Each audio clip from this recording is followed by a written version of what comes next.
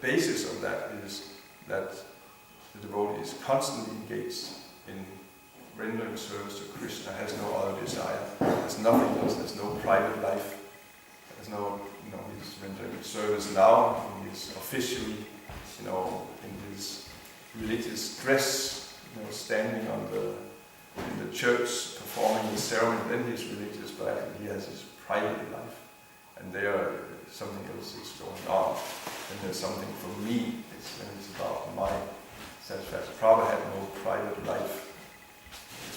His door was open.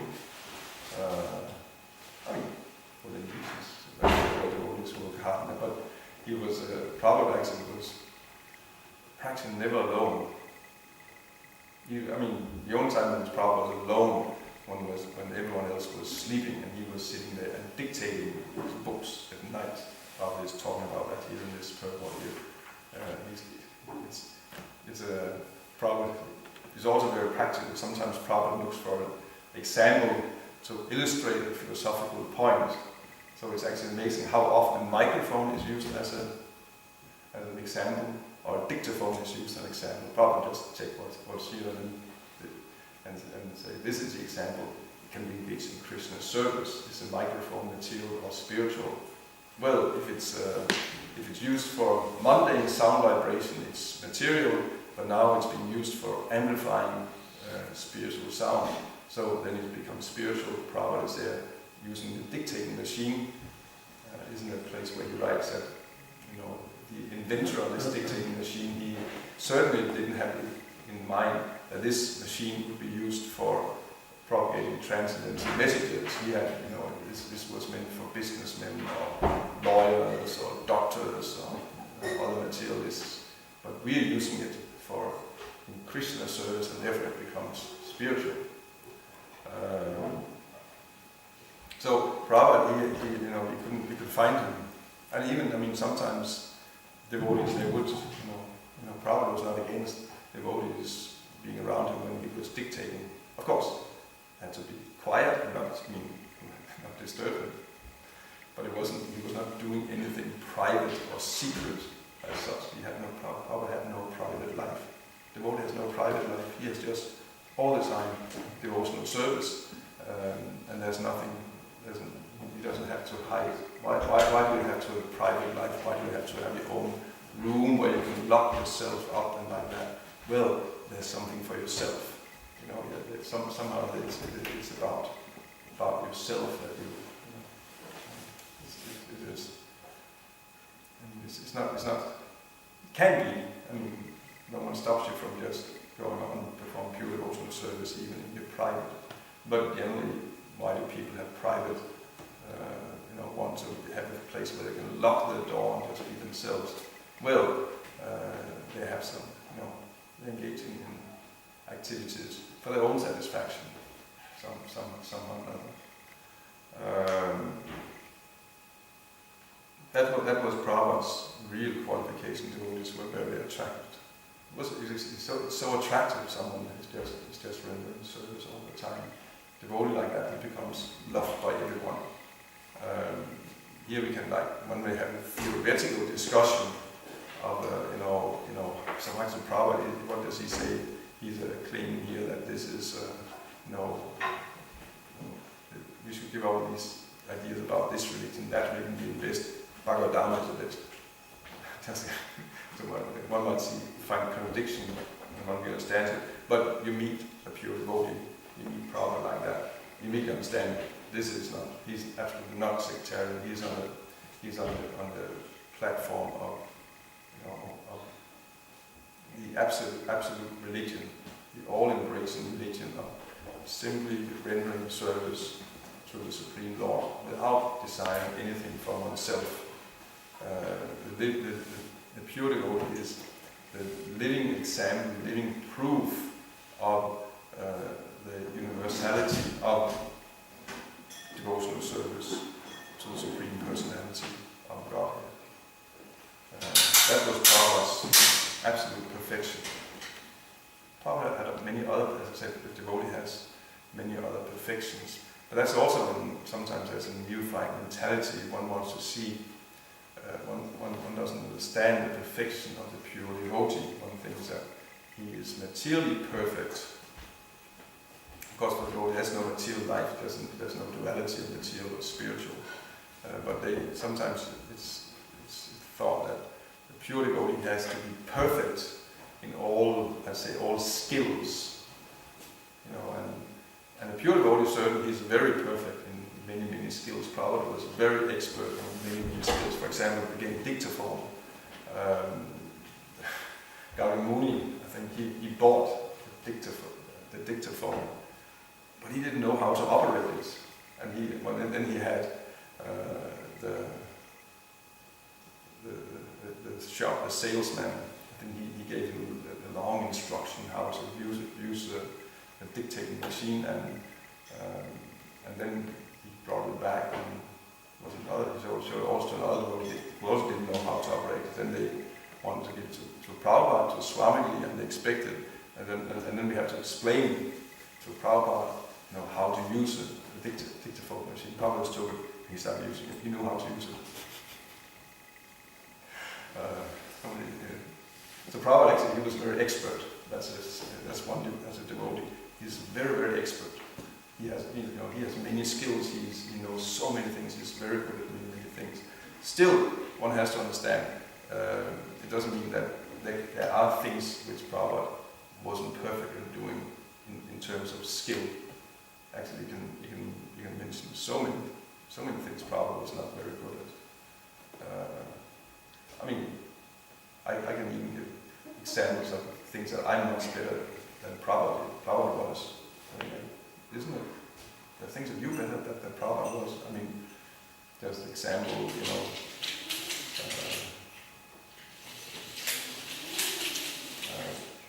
For example, I'm pretty sure I'm much better at Danish language and grammar than Prabhupada was. Is that an offense to say that? I'm pretty convinced I'm better. Not very good, but I think I was better than Prabhupada. But does that in any way disqualify Prabhupada that he didn't know Danish language and grammar? Or does that make me a very qualified devotee just because I know some Danish language and grammar? There's no connection. No connection. Just because, you know, skills and being perfect at skills like that's not what makes a pure devotee perfect. Even Prabhupada, sometimes you find, you know, Prabhupada is quoting Sanskrit, sometimes quote is wrong. So one will say, it gets in doubt, how can that be, you know, he's perfect.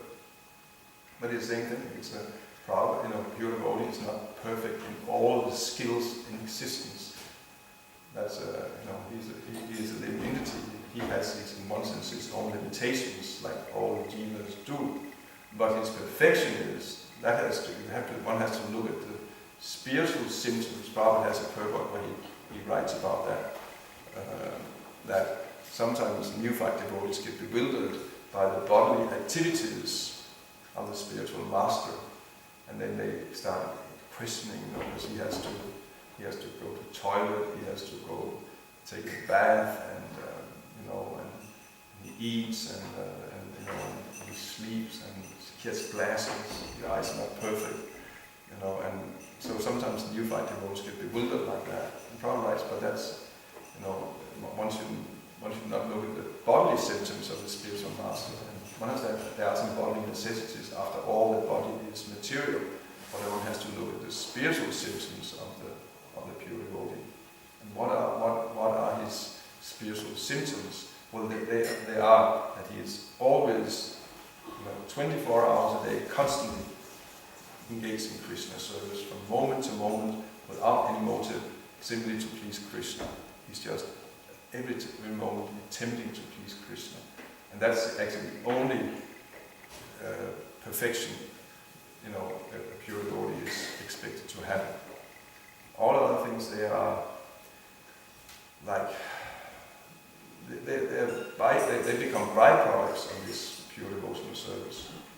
But the real perfection is simply this, that one is simply engaged in constant devotional service to the Supreme Personality of Godhead. And that is the universal platform for all religious unity. All religions is aiming for that. Some religious people know it, most don't know it, but that's actually the universal platform for all religion. And I said the pure devotee is the actual, whereas philosophical speculators or different religionists will argue and they will think that Bhagavad Dharma is just another sectarian religion. When we say here Bhagavad Dharma is the best, that's just another sectarian statement. But I said that's not the fact. And the pure devotee himself will be the ultimate, the real proof that is convinced. He's a convincing proof. Actually, he is definitely not in any way sectarian. And Prabhupada, when he was there, he would be people from all kinds of religions. They would respect him and accept him and understand. Actually, he is really someone who is pure devotee of God, whether they would use that name or expression or not. But they had to admit, well, this is really a perfect religious person we have here.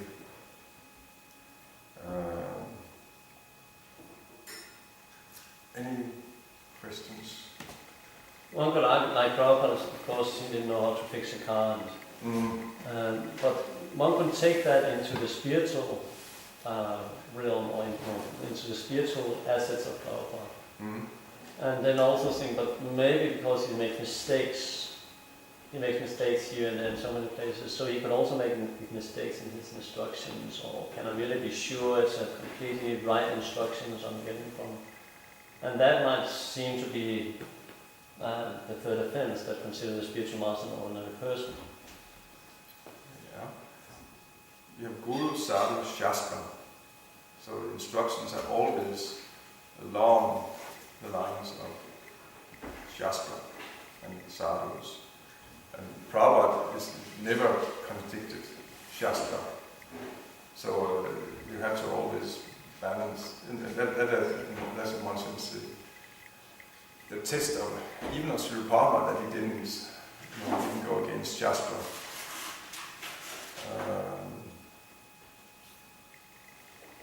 But I'm thinking more like a personal instruction. He says, you go and sell my books.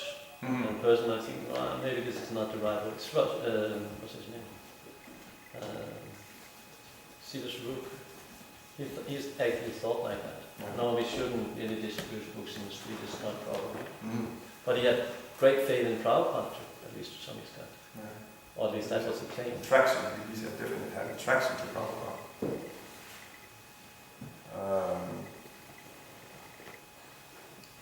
But also, you see, it's not.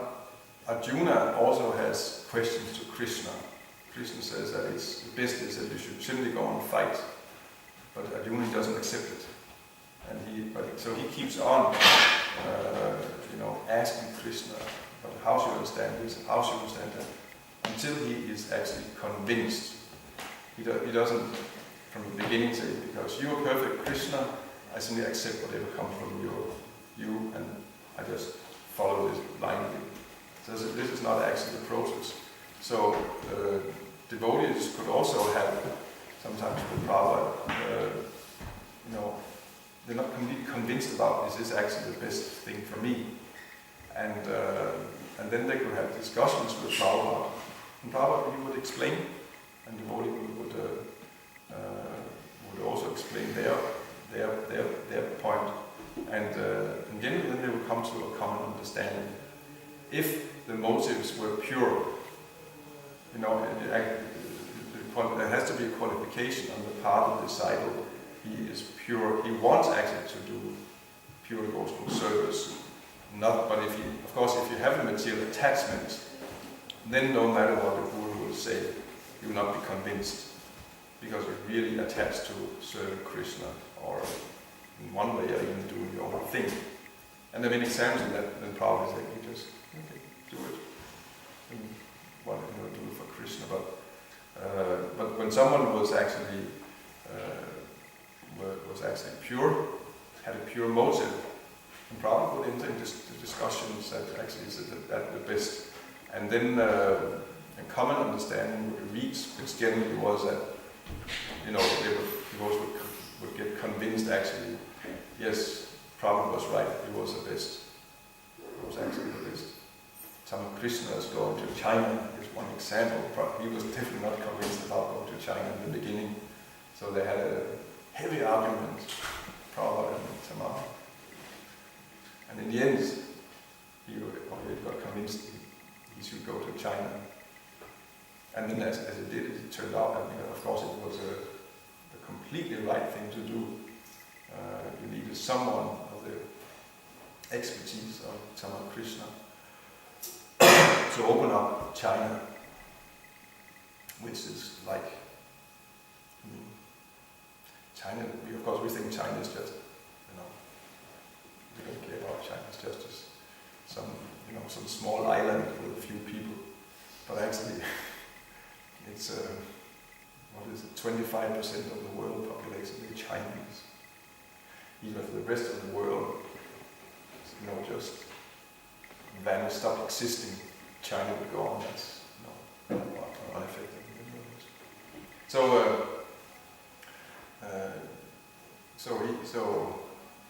you see that, you know, the devotees there, and that was Prabhupada also trained as devotees. They didn't follow blindly, but generally the instructions that they got from Prabhupada, I mean, they had gained so much faith in Prabhupada. So generally when Prabhupada said, do this, do that, they just immediately do it, completely convinced it's the right thing, and it was the right thing. Sometimes, then they had some other, you know, actually, but Prabhupada, what about this, what about that? And sometimes Prabhupada said, aha, okay, actually hadn't thought of that, or he was not informed about, actually there was an other, you know, something other factor that has to be considered also, and then he would change. That level of instruction, the Guru is connected with Krishna, and Krishna is acting through the Guru, giving instruction to the disciple. But still, it's not. I mean, it's not this just. It's not like Shastra. I mean, in one sense, Shastra is not beyond discussion. And it says in Shastra, that's a fact. And the Guru's instruction on, you know, direct instructing the disciple, like we see in Bhagavad Gita. Well, there is a discussion forth and back. And the Guru, because he is actually connected with Krishna, and then he will actually convince the disciple, but it's not blind following. And Prabhupada once, that was in New York. They were sitting, was in Prabhupada's skyscraper. Prabhupada was sitting there with the devotees and disciples talking, and one disciple said, I'll do anything you tell me, Prabhupada, I'll do anything for you. Prabhupada said, jump out the window. and the devotee didn't just shoot immediately like that, he was hesitant. How was the exact story? I think it's just Prabhupada wanted to make the point that you shouldn't be artificial about it. Like, it's not something you don't brag about. You showed by your service attitude. So Prabhupada was testing, knowing he would not jump out. He didn't have that kind of room. And you don't, I mean, and also you don't need to think just blindly, because. But you can also, anyway, it's a, you know, I'm not knowing if I'm giving the proper answer, because there is the other example, you know, of the snake in the rope. If the Guru says it's a rope, it's a rope. If he says it's a snake, it's a snake.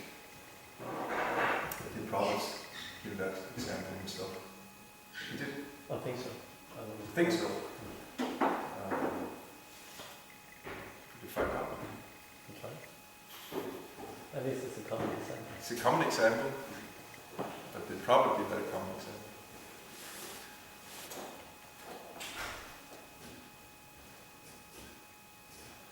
Is that the difference between the Uttamadikaya, because like Prabhupada being a Nityasila, like Krishna is directly talking through him. So in that sense you can be sure if you follow the instruction of him as such, you'll get the perfect result. Yeah. But for a conditioned guru, so to say, because they are there, you won't have that. That will not be there.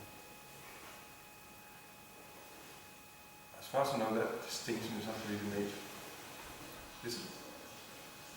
Yes, there's different levels of guru. There's different levels of gurus, definitely, yeah. Every time you can't see make the mention you make that. Yeah.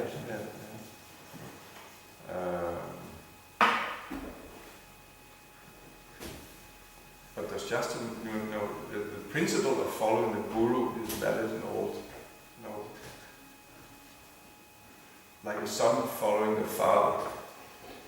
The father is not an Uttamadikari in all cases. But the principle of the son obeying and following the father is absolutely, the son doesn't do anything wrong by doing that. He's definitely. But again, Guru Sadhu Shastra. The father says something that goes against Shastra, and so. But then the child may not know Shastra. The child probably follows a father. Then he will definitely do the right thing. Even if father does something that's a little wrong, or gives a wrong instruction, the reaction will actually be to the father, not to the son. Similarly for the disciple, if there is some, whatever fault is in the instruction, it will actually be the guru will accept that fault, not the disciple.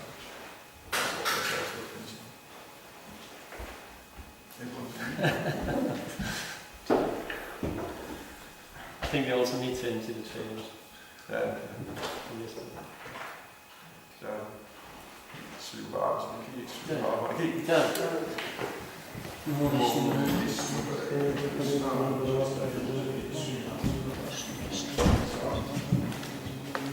You need help for anything to trailer? Skal vi tage trailer?